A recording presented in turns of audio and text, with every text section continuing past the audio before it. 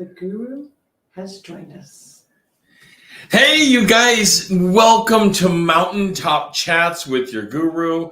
That's me, Rod Barker. I'm so excited to be launching in. This is our inaugural day for Mountaintop Chats, and I'm just crazy excited about it. It's a very different kind of show than we do on our daily. We have the Real Estate Daily. It goes on live every day at 7:30 a.m. And thank you so much for all those of you that join us for that. This is a different kind of show. This show is about conversations about real estate. It's all about the business of real estate, but it's also largely about the people. It's the people of real estate. You know, real estate is a people business.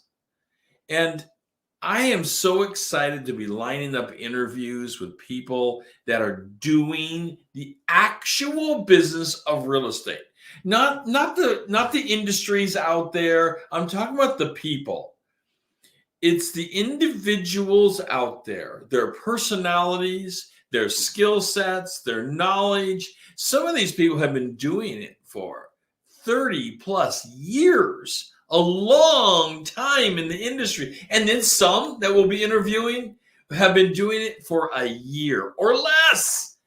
So I'm very excited about the show and what we're doing with it, because we're actually going to bring in front of you the career. You're going to see the career in a granular format, probably very unlike what you've ever seen before with other shows. This show is going to show you the actual career, for the good it is, for the bad that it is. Real estate is a hard business, but I'll tell you, there are a bunch of people that love it. They would do nothing else. And over time, we will explore why they love it, why it's their passion, how it came to be. By the way, when it comes to real estate, it's often a second career, or second, third, or fourth career for people. It comes often later in life, not every time, but often does come later in life for people, which makes the depth of the conversations absolutely amazing, because people get to bring forward all the things they knew in the past, their careers in the past, the goods, the bads, you know, all the uglies from the past, as well as the beauty, and share with us how they're making real estate happen for them today. And we call it chats because we want to keep it real. When you sit down with a friend, you chat. And that's our goal here, is to actually chat with people. And we are live, so you can be commenting live with us. And we will, throughout the show, check the stream and answer live questions, your live comments, back and forth. So excited about it. So what are we doing here? We're talking about current news of real estate, of course. There's always going to be the current news going on. There's going to be the current events. And that current news piece will be local, a nice local flavor of it. It'll also be a national flavor of what is the news going on. Because interest rates, that's more of a national topic often. Lending issues, often a national type topic. But there's also the local events and what's happening locally in real estate. And there's always a bunch going on. And it's so exciting to see the different things that are happening with some of the agents. For example, there's an agent that puts on a rummage sale with a neighborhood association, and she hosts it. And every year she hosts this. It's an event. And it's put on through the lens of real estate for that neighborhood. There's also cleanup actions going on where there's whole parties out there for helping neighborhoods clean up, or associations clean up, done through real estate. And we need to help get that word out, because there is so much good going on that it's quite intensive.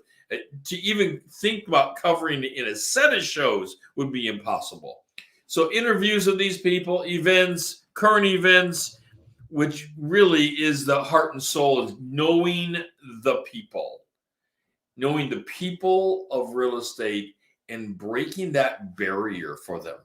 So national and local news. National and local news is something, of course, we're going to be taking a look at and following the best that we can. There's so much, even taking a look at the things for the show today, there's so much national news going on out there, whether it's the news of the crazy or the hardcore news of interest rates are going up and what's going on with inventories. And we're going to talk about that later today is what's going on with inventories. Inventory is just this insane day over. Let me just give you a sneak peek here. Day over day. So we're looking at today a year ago. There is less inventory day over day today than there was a year ago. A year ago, guaranteed, as professionals in the industry, we all thought we had hit rock bottom. We thought it could never get lower than that. We thought we had no inventory. But now we're at a point of having even less inventory. Let me just back up a little bit. I do want to start off on this inaugural show talking a little bit about myself. I don't want to go too far. And those of you watching my Real Estate Daily Show at 7:30 a.m., and you can see the repeats of it, of course. You can find us on the, I think we can bring in the banner down here below, Karen. The banner says your-realestateguru.com. And you can find us at that YouTube channel.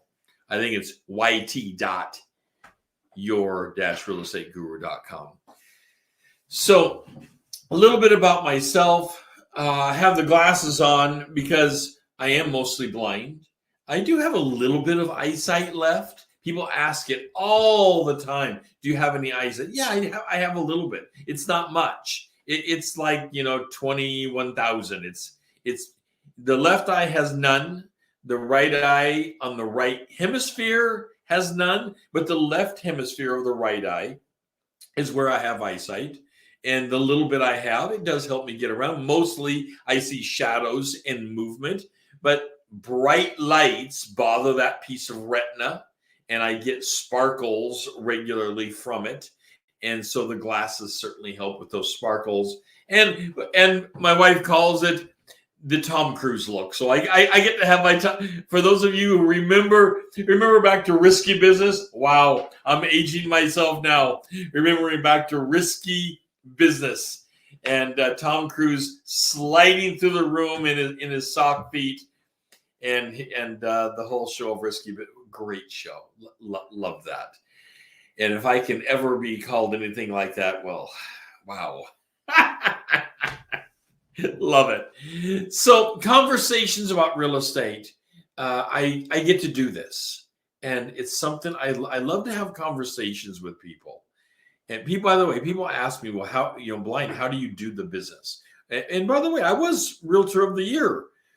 So I own a brokerage called Mount Hood Realty, and we have a team, and I am so proud of every single person on the team. I know Karen can speak with me on this, that we are just so proud of every single person on the team. They are hardworking people, and I hope that you get to meet them at some point.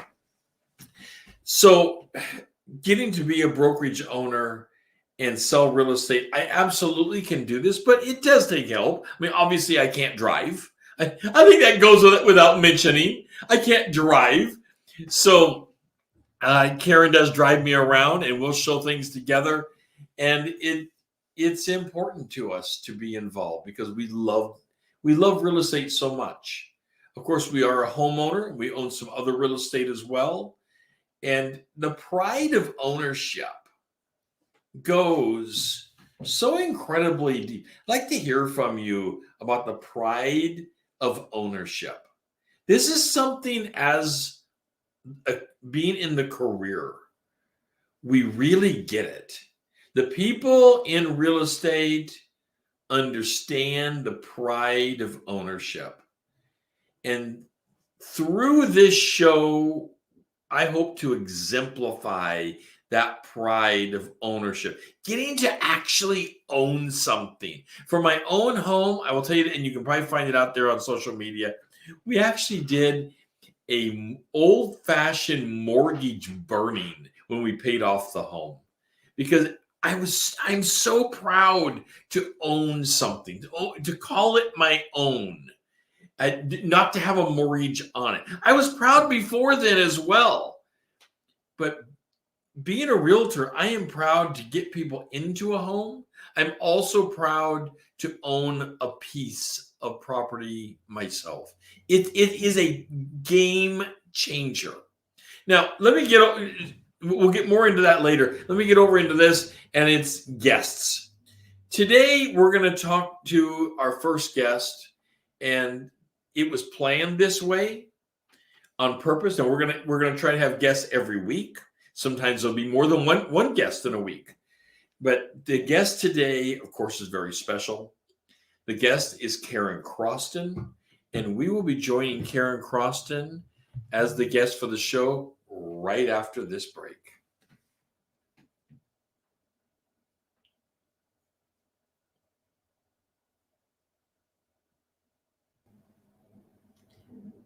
So, Rod, how can a cup of coffee improve my career in real estate? Well, one cup of coffee is how we start our mornings, and it's not a stranger in real estate. We have coffee with our clients all the time. Even bigger than that, we can sit down with one cup of coffee, talk about your goals, make your business bigger, and push you to heights that you can't even believe. That's right. And I'll tell you, working for Rod and I, you can be pushed because he's a workhorse. I love real estate, and I want to share my passion with building your career in real estate as soon as we can pour the next cup of coffee. So how about a cup of coffee with us? I look forward to having a cup of coffee with you and having a discussion of a career change as soon as possible. Thank you. Welcome back to Chats with the Guru, Mountaintop Chats with the Guru. Sitting with me now is Karen Croston. Karen, you are a principal broker with Mount Hood Realty, and I am so excited to learn about you and Mount Hood Realty.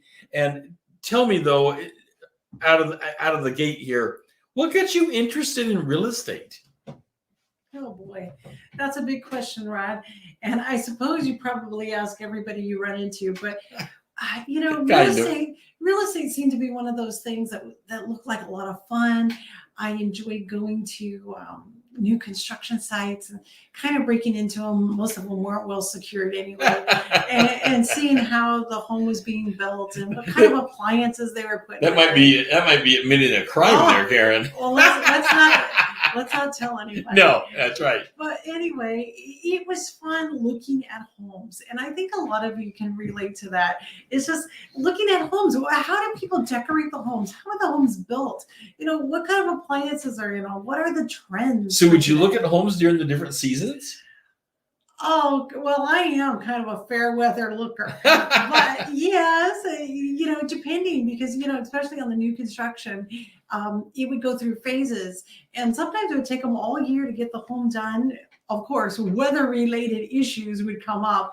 And it was just interesting to see, the different steps and whatnot. So I decided to get my license and, give myself an excuse to break in. So you decided to you're excited about real estate. You decided to get your license once upon a time, but you weren't a brokerage owner right away. You went to work for somebody. Oh, yeah. Well, here in the state of Oregon, it is required to work for another broker after you get your license for 3 years. And after that, you need to get a principal broker license in order to work for yourself. And even once somebody gets their principal broker's license, oftentimes they just stay with the office that they're working at and either just sell homes for themselves under the plaque of the office, or they are a leader of a team and they're in charge of training and supervising other agents. So I worked for quite a while under a different office, and I tried several different offices out over the years. And you enjoyed them. You know, it is an experience, and I recommend every agent that's thinking about opening their own office, hanging their own shingle, to explore different offices, because each office has its own personality. They do trainings in a different way. The personality, the way the agents and the principal broker interact are different, and the amenities and whatnot can be quite a bit different. Some offices, just really count on you to fly on your own, whereas other offices provide a lot of structure. They have a lot of expectations. They expect their new brokers to come in, do a lot of the work that maybe some of the other agents don't want to do, such as the phone calling, doing floor time, keeping the office open, just being available. And the floor time has changed a lot these days. Floor time has changed a lot, because at one time, floor time was an opportunity for a brand new broker that didn't have a sphere of influence to collect clients, because clients would walk into the office and need a broker. They were interested in seeing one, people two, would Main Street. People would fight for that time. And agents would actually fight for it, even some of the older agents, but usually newer agents. I mean, if you were very ambitious and had the time, you took up as much floor time as possible so that you were there when a client walked in. If you weren't there, somebody else was going to take that lead. It's kind of funny, people would fight for that time back then. And now it's hard to get people to come to meetings face to face. It's so different. Well, it's changed quite a bit, because our clients no longer come to the office. They're not looking for their agents at the office. I mean, it still happens. You'll have a walk-in, but I must say, we're at the office quite a bit. And in a year's time, we might have 3 walk-ins. Instead of 3 in a day or more, we have 3 in a year. So the idea of floor time being beneficial, a beneficial use of your time, not such a good idea. Not like it used to be. Of course, if as a new agent, and we have some that find that it is so much better to come to the office where there's more structure. They have copiers. They're able to use a desk and able to ask questions and whatnot. And of course, they can ask us questions as principal brokers. Rod's also a principal broker in our office, and they can ask direct questions and whatnot, and it helps them focus instead of working from home where they may have distractions of siblings, friends, housemates, their own children. So it totally depends on the individual's lifestyle. Now, before we get into, though, why you chose to become an owner, I'm anxious to hear that part of the journey. But we were talking earlier before you came on stage about people having other careers. You also had other long-term careers. Yeah, becoming a real estate agent isn't as easy as they like to say it is. I mean, I've heard a number of times it's the cheapest career to get into, because when they talk about the cheapest career, all they're talking about is how much does it cost for you to pay for your pre-licensing course and passing the test. Well, first of all, that's only part of the training. But second of all, you have to find your own leads. And you can find those in multiple ways. For those that have a huge network of family and friends, they have a sphere of influence in which they can draw upon, and they might get a little easier. Sales. It's a little easier. But they don't get the walk-in. But they don't get the walk-ins anymore. They don't get the walk-ins now. So the other option is to purchase leads. And there's tons of sites to purchase them from, starting with Redfin and Zillow and Trulia. These leads are very expensive. I know a lot of people think that online stuff, it's free. Just go online, it's free. But for agents and lenders and plumbers and whatnot that are advertising out there or looking for leads, it's a very expensive way to get your clients. So the process for me, starting off, sure, I could spend some time doing floor time at the office. And that was going to take a lot of time, even though at that time there were a lot more walk-ins. There was also other new agents, and they were competing for that same time. Sometimes there would be 2 or 3 of us at the office at the same time.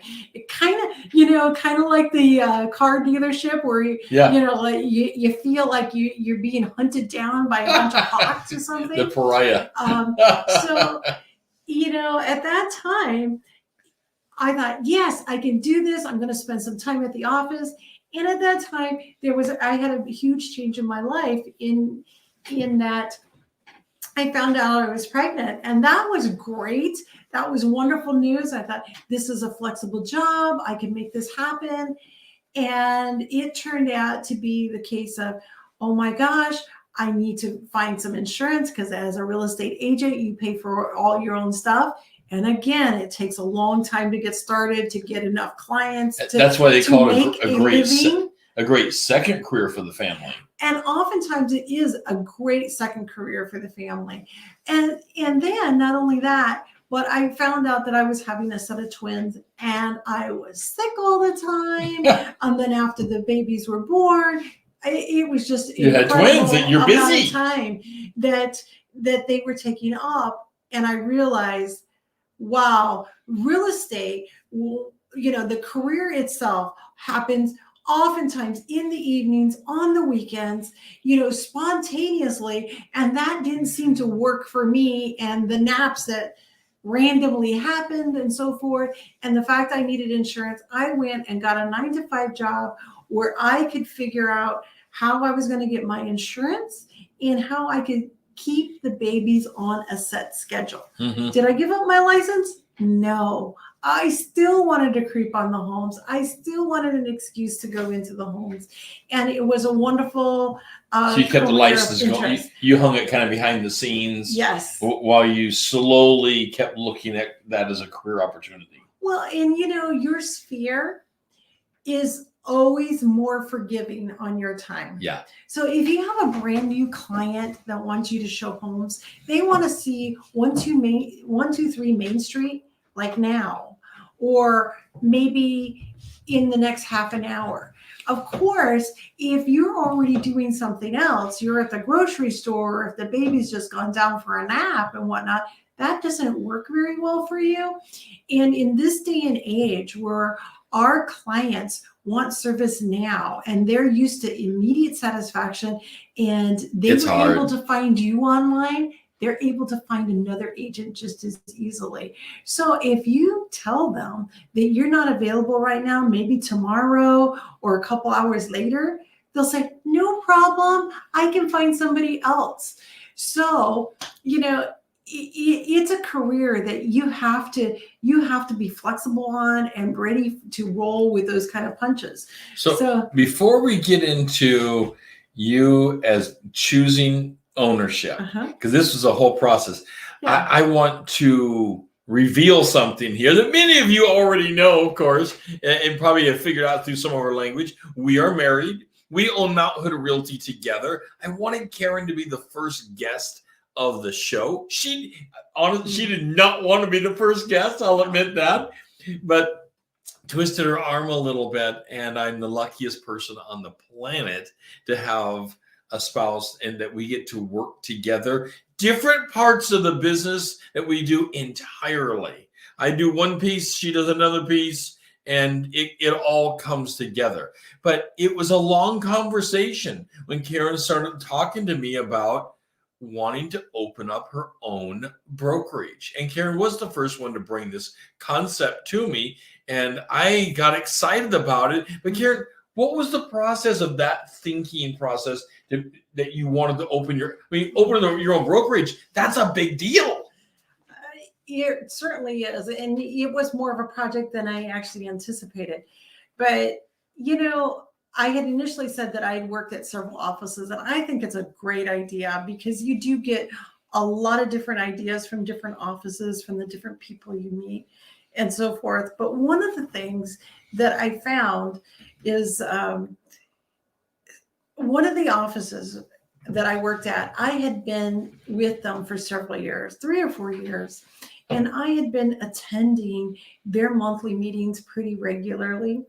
And I had shown up to another larger function. I believe it was a Zillow function in which there was a whole table of other brokers from my office at this function. And I walked up to the table and they didn't know who I was. They, acted like I was, from some other office or a brand new broker. And I was not impressed. I thought, wow, the owner couldn't remember, sitting and chatting with me. Wow. I know. And several of the other That's brokers shocking. that had been in the office and at several of these meetings off and on. So because you went to all the meetings. You were active. Yeah, I was pretty active. You weren't a large performer selling a lot of homes, Right. but you were there. Exactly. I had, sales pretty off and on pretty regularly. So I wasn't considered the performer. And that's what was important at that office. And I thought, wow, what I really wanted was an office where brokers could have an opportunity to grow and be more of a family, that it wasn't so cutthroat. I didn't like the idea when I was at the offices doing floor time. And basically what mattered was who could get to the front door first. Even if it meant tripping the other agent type thing. Or if you were expecting your client to show up at the office and you had scheduled an 11 o'clock appointment and they showed up at 1:45, when you showed up at the office, they were already talking to a different agent, because that's the way the office functioned. That was allowed. If another agent was there, they were willing and able to scoop it up. And all of a sudden, somebody that you'd already made arrangements with and that you had lined up maybe showings, they were talking to another agent. But I wanted a cooperative office. Doesn't this showcase, though, how important it is to find an office culture that you fit best in? Because some people would thrive in a competitive office culture, and others want a team culture. Absolutely. And I would say over the years, because I had my license probably for the last, I want to say 27 years now. And so throughout the years before Rod and I decided to open our office, my life stages also changed. So the type of office I was looking for at the time changed. For example, early on, a lot of times we're looking for a lot more guidance and hand-holding, an office that maybe is more available. And then once you become much more experienced broker, you're looking for an office that will just let you fly, leave you do your own thing, not have a ton of rules and so forth. And so I went through different stages. And so I changed offices kind of based on what the expectations of the office were and what my needs were at the time. So real estate remains a passion with you, and you love being an owner. Yep. But you have other passions in life. I mean, real estate is a huge passion. I know that. I personally know that it's a huge passion. And we own different pieces of real estate together, including timeshares. And the timeshares are at a very special place. And they're at Disneyland. And Karen, how much of a Disney fan are you? Oh, man, I love Disney. The first time I went to Disney, I was an adult. I had felt denied. I'm an Army brat. We had traveled all over the place, and it seemed like Disney was never where the base was, Yeah. And so they never put it next to it. No. And so I was driving through California one year with my U-Haul van, and I said, "That's it. I'm stopping." And I found a hotel that had space for me, and I stayed a night or two, and I went to see Disney. And ever since then, it's just been wonderful. I love Disney. And so our business cards say, "Making dreams come true, one home at a time." Yes, it's directly connected to Disney, but that's what I believe. I mean, home ownership is one of people's dreams of a lifetime. And so I just kind of tied them together. I love Disney. I love animals and I love home ownership.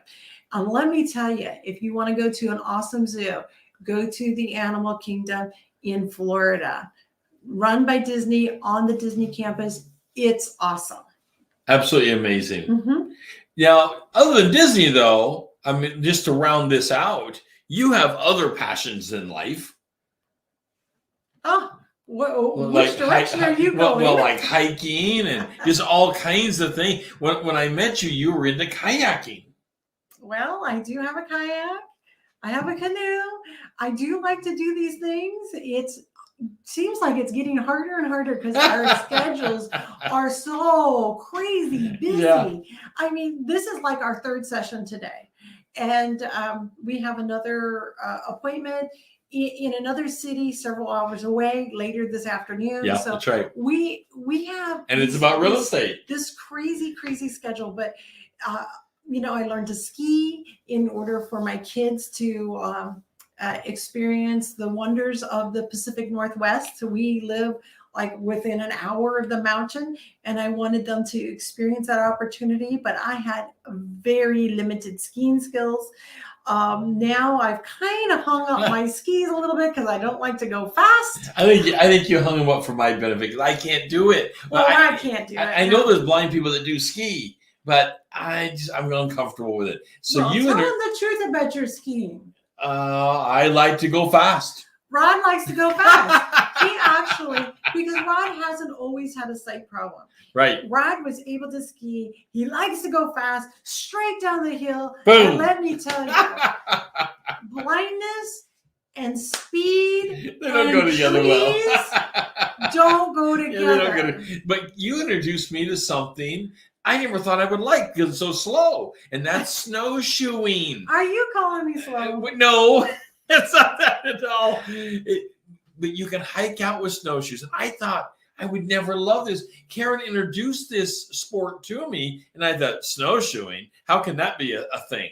Mm-hmm. And first time I went out and did it with her, she had put in our backpacks, which I didn't know they were loaded with stuff like this. They put in our backpacks, you know, some drinks and some sandwiches and things. We hiked out and she said, okay, we're going to have lunch. I said, where's that coming from? Let me unpack your backpack, Rod, which I thought I had other stuff back there, but we sat out there, we had lunch. That's and right. It was wonderful.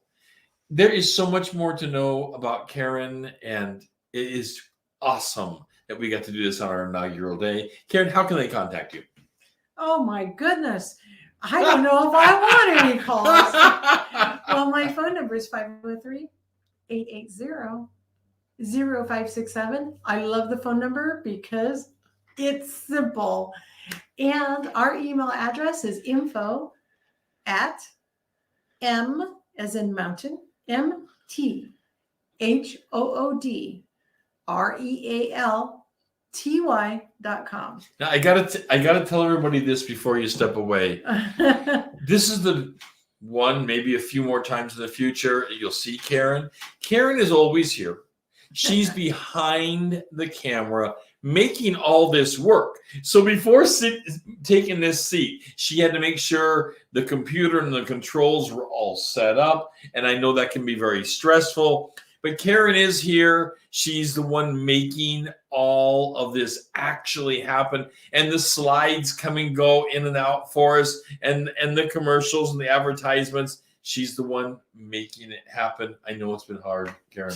Thank you. I like to call it the brains of the organization. I would agree with that. and I'll just say this openly. I love you.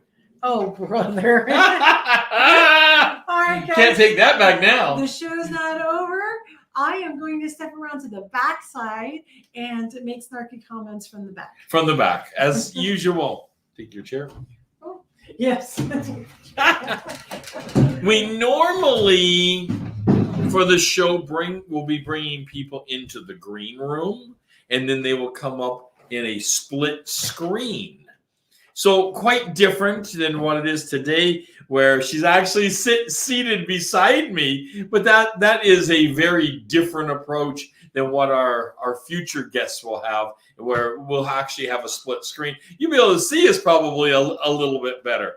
But working with Karen, I wanted her to be the first one because she does sit behind the scene. And if you're joining us for our 7:30 show on your-realestateguru.com, the YouTube channel, and we have hundreds of videos over there, the person making that happen behind the scenes is Karen. I get to be the talking piece. I love it. I didn't mention this. I am an attorney. I'm a real estate attorney, although I was a prosecutor years ago, had that going on. And I love real estate. And that's why I do it with Karen. We found our love together in real estate. And I do one piece of it, and she does a different piece of it. Like people talk about not wanting to make phone calls. And I actually you'd love to have me in your office. I would sit there and make phone calls for you. I don't mind making the cold calls. And Karen's behind the camera now, if you can hear her snickering at me, because she knows this to be true. I'll sit there and I'll make 100 phone calls, raising business for the team. I don't mind doing it. So, okay. Topic changing on us. Thank you so much, Karen. That was awesome. Topic changing on us here real quick before we go into our last break. And then I want to talk briefly about the news of square footage of homes. It's kind of this insane thing going on. The newest news going in to this year. Now, we know that square footage for homes has been growing for quite some time. That is not new. But where we're up to now is, well, to me, and I'd like to hear from you in the comments, it's astonishing. And Karen, if you can, check the comments for us when you get an opportunity, see if someone's chiming in with us. The square footage for homes has gotten up to nearly 2,600 square foot for the average first-time buyer new home. That is astonishing. I remember living in an apartment, and some of you, I'm sure, can tell me similar stories. I lived in an apartment as a young man that was 280 square feet. And I thought I had all my needs met. 280 square feet. I went to a different place that had about 100 more square feet. It was an old maid quarters in a home that I was able to rent. So it had less than 400 square feet, about, 360, something like that square feet. And I thought, wow, I've really stepped it up now. And now this was a rental, but now we have square footage for first-time buyers, new construction first-time buyers. That's averaging now nearly, it's like 2,580 or something, nearly 2,600 square feet. And I'm just wondering how does that work out with the new push for tiny homes? So Karen brings up the push for tiny homes. She pushed me on this about 10 years ago. We had looked at a piece of land, and I said, well, what would I do with that land? It's an interesting piece. We could buy it. But then she said, well, why don't we buy it? And let's put tiny homes all over it. And I will admit now to how wrong and how I don't see it into the future well in for this tiny home thing. I didn't have, even as your guru, I didn't have the future sight for it. Because I mocked her mercilessly and said, that will never be a thing. And then we started looking around like 3 years later, and someone grabbed that piece of land, and they did exactly what Karen had predicted. They went and put a bunch of tiny homes on it. And I thought, oh boy, did I ever miss this? I hope she doesn't rub this in. Well, I still remember. And she still remembers. And this is what we call TGR. That's the total grievance recall. And yes, I get it rubbed into me regularly. And we found an advertisement a few years ago for small homes. And if I can't quote it exactly, but it went something like this. Live in the home of your dreams, a home with 190 square feet that lives like it has 235. And I laughed and showed Karen this effort. So it's a home with 190, it's a tiny home, 100, well, I don't have to tell you that part, 190 square feet that lives like it has 235. 235, how is that a bragging thing? How is it bragging that you have 190, but it lives like as if it has, because of the way it's put together, as if it's bigger. And, that's 45 more square feet. I put my shoes in a closet that has more than 45 square feet. I'm not part of this small home culture, even though I really get it. So how does this, how does it come to pair together with this concept that, home square footage has grown?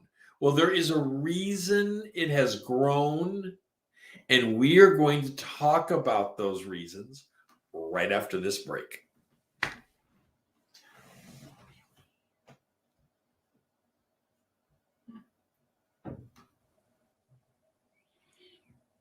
So, Rod, what does it mean? 7 minutes to a new career. Well, in 7 minutes, we can have a cup of coffee, we can talk career goals, and how we're going to help you make the biggest career move in your life. That's right. There's a lot of things that Mountain Hood Realty has to offer, and Rod is a ball of energy. I love the career, and I want to share with you my passion for building your business bigger than you ever thought it could be. Come spend 7 minutes with us. We look forward to it. Talk to you soon.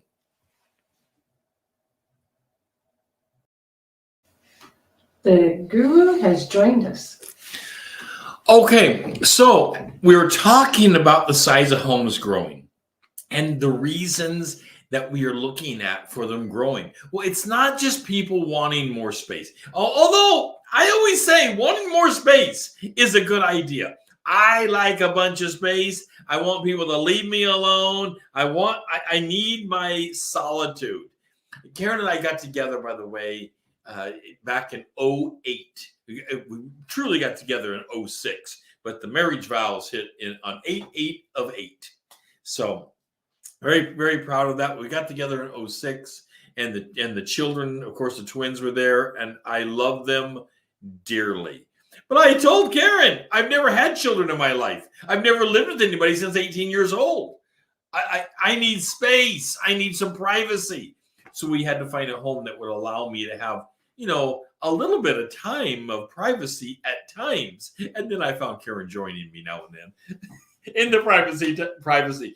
So people are adding space to their home, not just because they want more personal space, though. They're adding space to their home because ever since the coronavirus, people are moving their jobs to home, and more family, due to harder economic times, have moved in.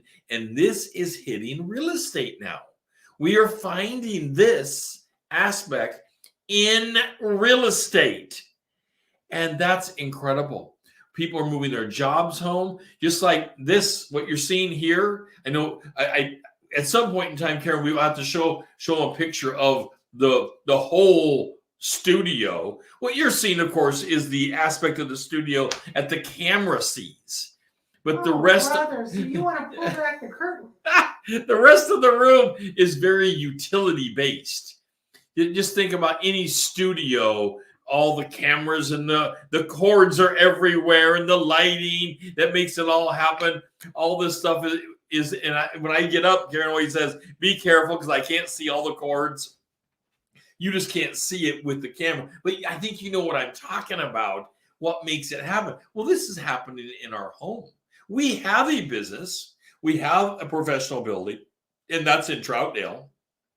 But we chose to do the studio at home, where we can be more sustainable with our studio. And we're empty nesters. So this used to be our daughter's room, which really makes it unique for us. Very, very special. Okay, so changing topics yet again on you. I want to change over to something I want to talk about probably for a while to come, and that's the zombie alert. How can you have a show and not have a zombie alert? I know before you think I'm going nuts on this and thinking, oh boy, he's went over the deep end. Zombies. Where are zombies coming from? Well, now we have zombie foreclosures. And it's actually a thing. It's not me coining this. In fact, you can read the whole article on Realtor.com and some other news articles. I don't know if the NAR has it or not, but some of the other large real estate companies out there have this news article going on. And so we have zombie foreclosures. I will tell you, when I first read it, I had called out to Karen and said, you won't believe that now we have zombies in foreclosures. So what does that actually mean? So the zombie foreclosures are homes that have been left vacant. They're not just a foreclosure or a family that's unfortunately going through a foreclosure process, which is hard enough. But these are homes that have been abandoned. People have simply said, that's it. I'm not waiting for foreclosure. I'm not waiting for the process. And I'm just simply moving on. I would like to hear from your comments. Are you living near one of these foreclosures? Or do you see them? People call us at the brokerage pretty regularly. And they'll ask about these and say, what, this house next to me, you need to go do something about it. And they'll find it on something like a Zillow, and maybe it's through an advertisement. They think that we're attached to it somehow. And they'll say, I'm demanding you to come over and cut the grass. I'm demanding you to fix it. I'm demanding you to do, clean it up or do whatever it is with it. Well, let me tell you, first, we're not attached to those, but the zombie foreclosures are up to about 1.4 million nationally, which is up 10% in 1 year. And they think this number is going to grow significantly in the year 22 because of the ongoing impact of the coronavirus. This is huge. I mean, isn't COVID responsible for everything now? Well, COVID's responsible for everything now. How can we not blame zombies now on COVID? Does that just make sense that we're blaming now the zombie housing epidemic on the coronavirus? It just, it is. But yes, we are calling them zombie foreclosures. We'll try to have a zombie update for you every so often to find out what's going on and what are they going to do with this. I don't want to go deep into this today, but the truth is there's a lot of lending institutions that hold on to their foreclosures because they are bankrolling their business through book value. I don't want to get into that. That's going far, far, far too deep. So the zombie stuff, I love the name of it, but it's going way too deep. Let me just take a sip of coffee here.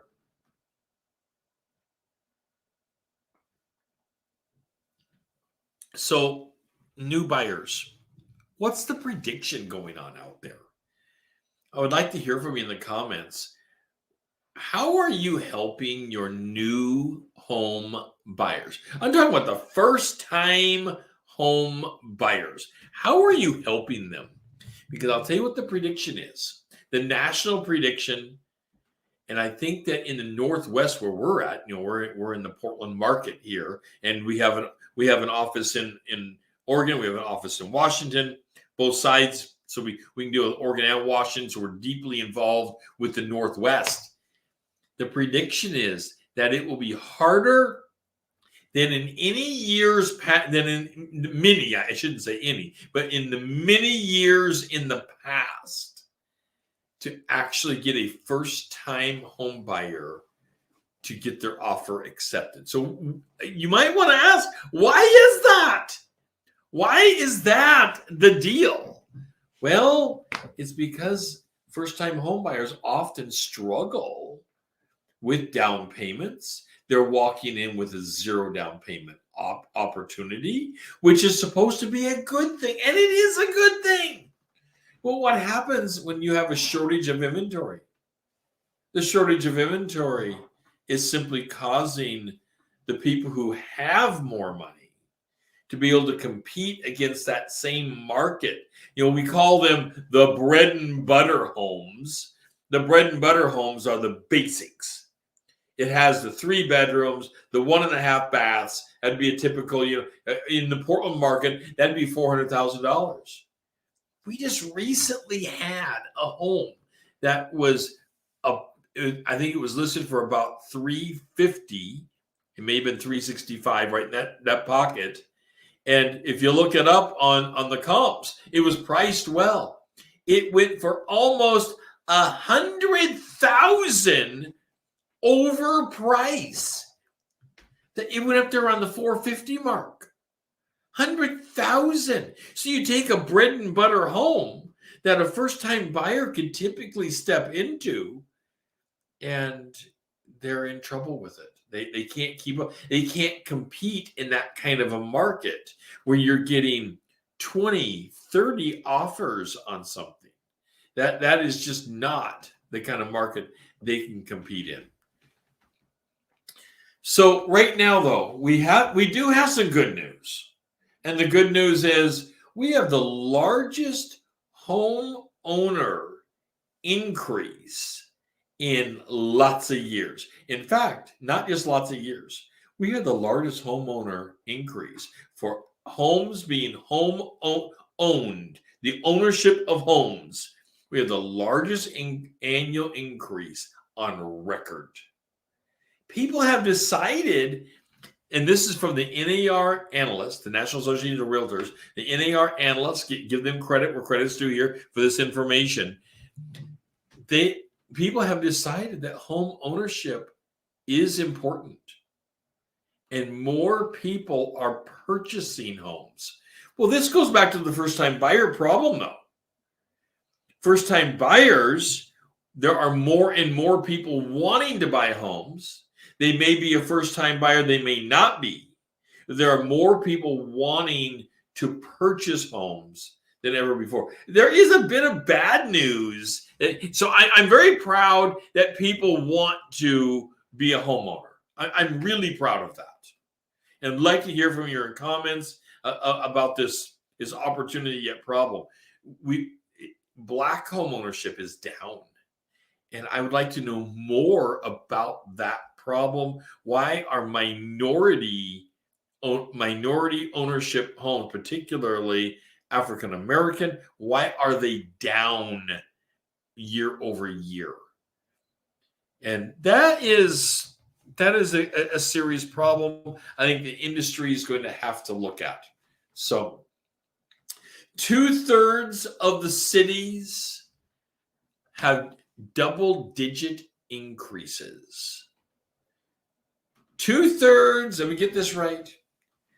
2/3 of the cities in metro areas in the United States in the last 12 months have experienced double-digit increases in value. That's incredible. Now, that doesn't mean the whole metro area has had double-digit increases. But somewhere in that metro area, and it becomes pockety, Certainly in the Portland metro area, we have absolutely, and I will say unfortunately, because I don't want to be the taxes on it, out in my area, we've had double-digit increases yet again this year.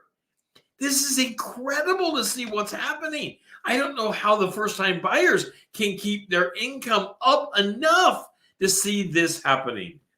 Very, very difficult. When you start having double-digit increases, what do you think about this? I'd like to hear from you in the comments. What do you think about home prices soaring this fast? Are we headed for a bubble?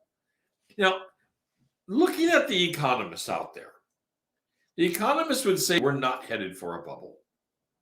Is that we are in a very different position now than we were in 07, 08.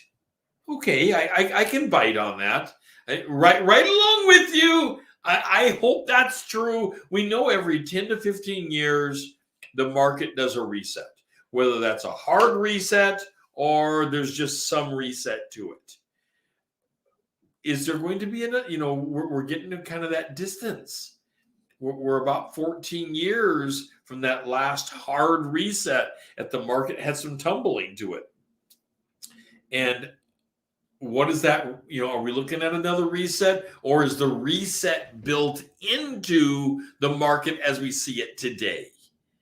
Now, the economists I'm listening to are all saying that we're not looking for a reset. We're just looking for a minor slowdown. Now, if the market slows a little, what is it based upon? Right now, I would say the market is slowing down on the simple fact that we don't have inventory. There isn't enough inventory out there. How are you guys dealing with the inventory problem? And when you have a buyer and you're trying to help them get something, Oregon has a new rule. And I want to talk about this briefly. Oregon has the new rule, a moratorium against love letters. Now, this is an Oregon thing. There are lots of other states, though. If you're in a state that has a moratorium against love letters, you know what I'm talking about here. But for those who don't know what I'm talking about yet, love letters are those things that buyers write to the seller saying how much they love the home. And they go something like this. My husband and I, we toured your property with our 3 children, and we fell in love with it. We realized that based upon our church being down the street, the local schools, my husband's job being down the street, and the extra bedroom being perfect for my disabled father as a veteran, it's going to be perfect for us as a family. Okay, so I'm barely a few sentences into this, and we have, 6, 7 protected classes all over the place, which is why the Oregon legislature said we have to stop this. And in fact, the NAR is talking about they don't want anybody using these anymore. How does that impact your business? Does it impact your business at all? If you are largely a buyer's rep, how does it impact your business? I'd like to hear from you on this, because this is a significant change in how we're doing business in Oregon and in lots of states as it rolls out. The change is quite significant. So love letters, they now are gone. They're in the past, and we simply can't use them anymore. To us, it's not really much of an impact. If in fact, I would say a zero impact, because we told people before they shouldn't be using this. This is a bad vehicle for them to be reliant upon, as there is risk in it. There is lots of risk in it. Now, I want to leave you guys with one more little factoid. I've got a bunch of things I want to share with you on weeks to come, but one little factoid I want to leave you with here, and that is the lonely factor, or I should say the least lonely factor. There is a bunch of stats out there when it comes to real estate, and it deals with what states do people not live alone, they live together, or what states are out there that people actually do live alone, and that would be the loneliest states. The least lonely states, the 3 least lonely states are Utah, Alaska, and Hawaii. I looked at this and I laughed with Karen and I said, the least lonely states are Utah, Alaska, and Hawaii? How is that possible? Alaska is the second least lonely state. Would you have thought that?